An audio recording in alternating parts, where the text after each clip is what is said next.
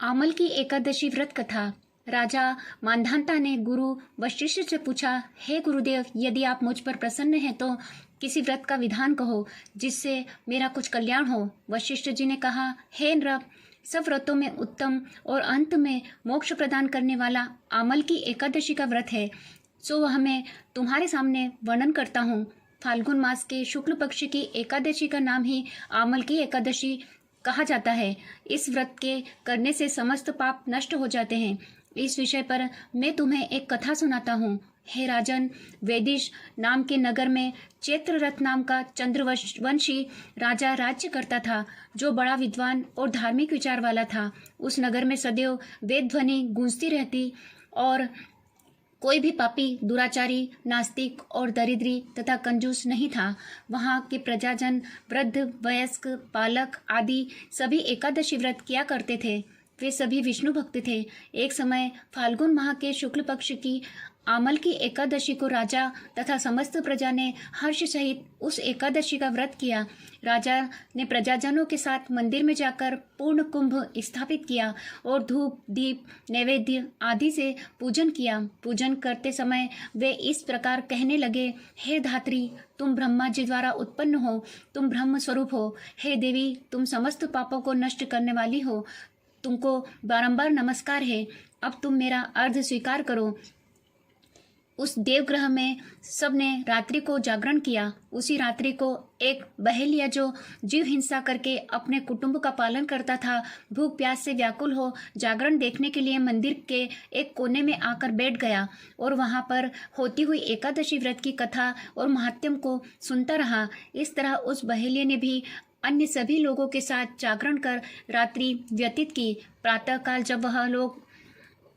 जब सब लोग अपने अपने घर को चले आए तो वह बहेलिया भी अपने घर को चला आया और घर आकर उसने भोजन किया। कुछ काल बीतने के पश्चात उस बहेलिये की मृत्यु हुई। उसने उस आमल की एकादशी के व्रत तथा जागरण के प्रभाव से राजा विदुरथ के घर जन्म लिया। उसका नाम वसुरथ रखा गया।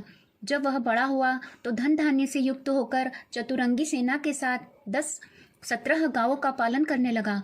वह तेज में सूर्य के समान, कांति में चंद्रमा जैसा, वीरता में विष्णु भगवान के तुल्य और क्षमा में पृथ्वी के समान था।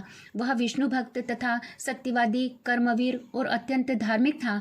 एक दिन वह नृप वन में आखेट करने के लिए गया।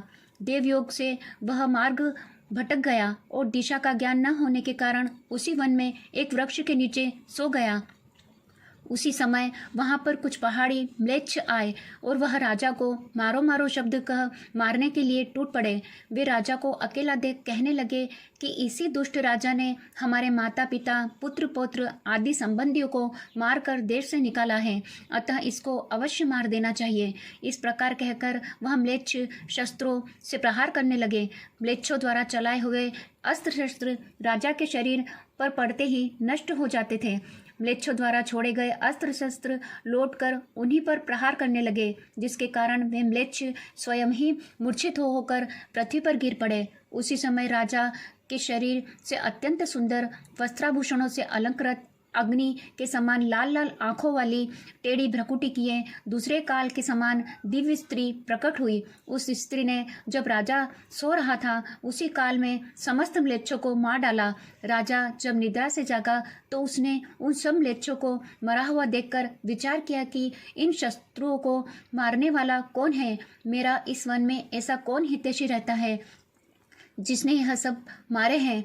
जब वह राजा ऐसा विचार कर रहा था तभी आकाशवाणी हुई कि हे राजन, संसार में तेरी रक्षा श्री विष्णु भगवान के अतिरिक्त और कौन कर सकता है। उस आकाशवाणी को सुनकर वह राजा अपने नगर को वापस चला आया और सुखपूर्वक अपना राज्य करने लगा। महर्षि वशिष्ठ जी ने कहा, हे राजा मंधाता, यह सब आमल की एकादशी के व्रत के प्रभाव से हुआ था। जो मनुष्य आमल की एकादशी का व्रत करते हैं वे निश्चय ही प्रत्येक कार्य में सफलता प्राप्त करते हैं। इति आमल की एकादशी व्रत कथा समाप्त। जय श्री कृष्ण।